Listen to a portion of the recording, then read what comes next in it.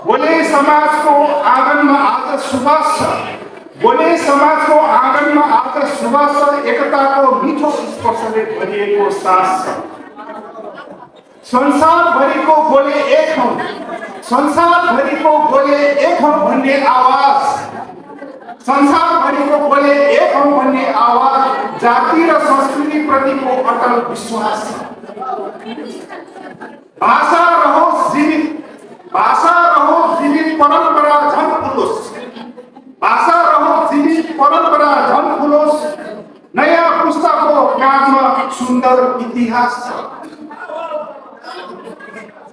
भेला अधिवेशन अनि साधारण सभाको घडी, भेला अधिवेशन अनि साधारण सभाको घडी आपसी माया र सम्मानकै मधुर आवाज छ।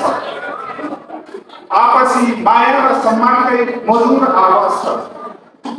वाइवा तामाङ समाजको शुभेच्छा सधैँ साथ रहोस्, वाइवा तामाङ समाजको शुभेच्छा सधैँ साथ रहोस्। बोले समाजको यात्रामा प्रगतिको प्रकाश छ।